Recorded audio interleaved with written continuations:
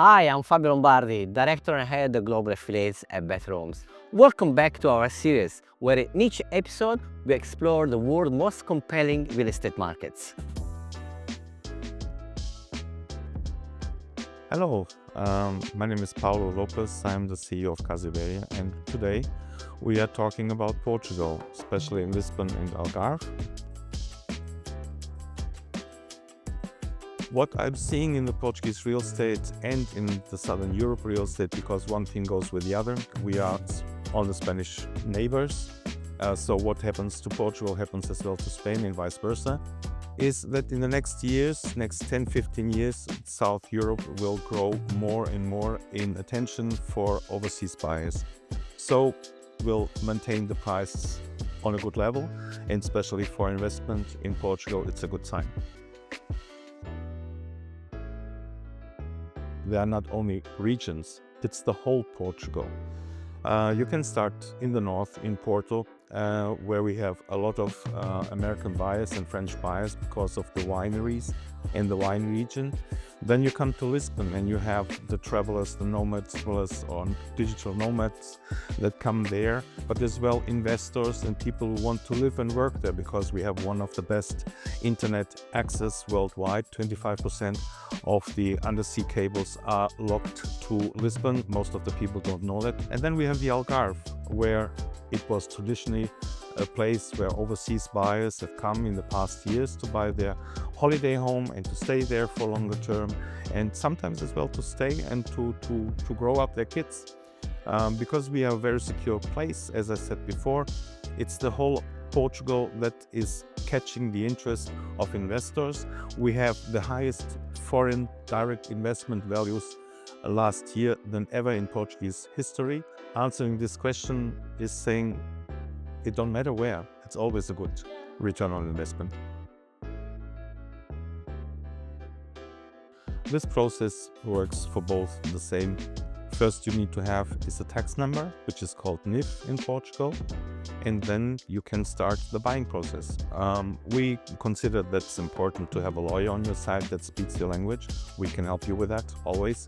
And the seller usually has as well a lawyer. Both together prepare the promissory contract, which is, as I said, the same for foreigners, the same for Portuguese. The rules are the same.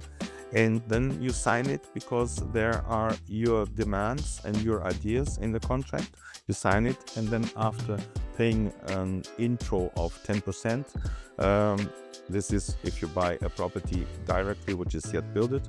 If you buy a property that is in the building, sometimes they ask for 30% of entry payment. So then you are in the process, and then you go to the deed. The notary brings the property together, both sides, the payment is done, and your property is in your name. There's no difference in between a foreigner or Portuguese. We have always different trends. We have a very strong line of interest from Canada and from the US to the Portuguese market, eventually because of the links that we have in between our airports to several American and Canadian airports, but as well because we are the closest European country to the States and to Canada. So flying from Toronto to Miami is longer than flying from Toronto to Lisbon. It's simple to explain. And on the other side, what we are seeing at the moment is that we have more and more new developments on the Atlantic coast, south from Lisbon, and as well north from Lisbon on the Silver Coast, which will certainly as well be a very nice place to invest. Well, luxury market. What do you define with luxury market? The thing is, not everything that you understand as a luxury market is a luxury market. It depends from cultural reasons or cultural identifications. And so for Portuguese, eventually luxury is different as for an American or as well for an Asian client. So, but that said, eventually I have to say this. If you want to have a nice apartment, 2-bedroom apartment with a stunning view over the Tejo River in Lisbon, you will need eventually around about $1 million for it.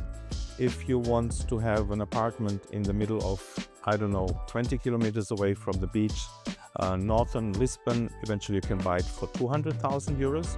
But if you want, for example, to have a stunning villa in the Algarve on the seaside, eventually you have to pay 7 millions for it, or 5, or 4.